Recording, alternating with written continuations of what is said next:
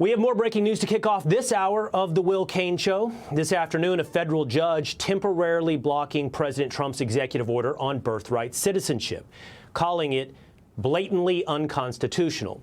Those leading the challenge against the order say more than 150,000 newborn children would be denied citizenship every year if this order stands.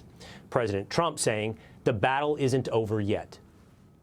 Mr. President, a U.S. judge temporarily blocks the birthright citizenship order. Do you have any reaction? No, obviously we'll appeal it. They put it before a certain judge in Seattle, I guess, right? And there's no surprises with that judge.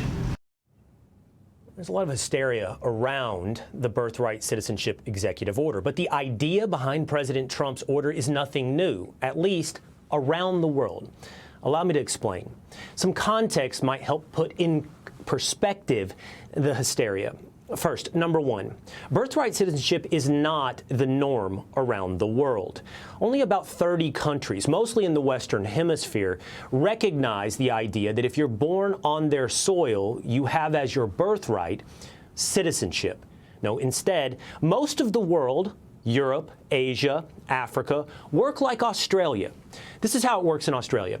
In Australia, if a child is born to a permanent resident or a citizen of one of the parents of that child of Australia, then they are a citizen.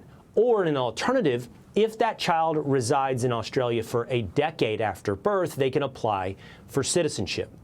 Now, as I mentioned, very few countries around the world recognize birthright citizenship, and some that previously have repealed the concept. I'll give you Dominican Republic and Ireland.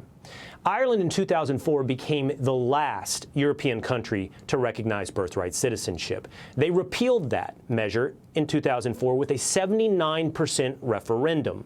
The Dominican Republic repealed birthright citizenship in 2013 as they were flooded with illegal immigrants from Haiti, some 200,000 children from Haiti born in the DR. Those numbers reflect some of the numbers we're now being told would be the number of children born here that would not have citizenship if we repeal birthright citizenship. Now, let's go to some background on the Supreme Court case that helped establish the concept of birthright citizenship. It goes back to 1898. The case was the U.S. versus Wong Kim Ark. Wong Kim Ark was a 21-year-old Chinese immigrant who was born here in the United States. He left at the age of 21 to go visit relatives in China. When he came back to the United States, he was denied re-entry. The Supreme Court eventually heard the case of Wong Kim Ark, and the question was, what does the language of the 14th Amendment mean for birthright citizenship? I want to, if I may, read for you the language of the 14th Amendment.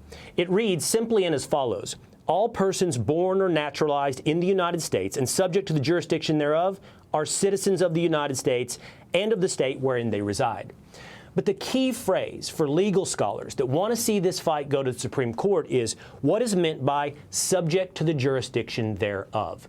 If someone is born to parents of another country, are they not subject to the jurisdiction of, say, Mexico? Hi, everyone. I'm Brian Kilmeade. I want you to do me a favor. I want you to click to subscribe to the Fox News YouTube page. This is the only way that I know for sure that you're not going to miss any great commentary, any great news bites, any great interviews coming your way on Fox. You can get it all here on YouTube. So subscribe right now.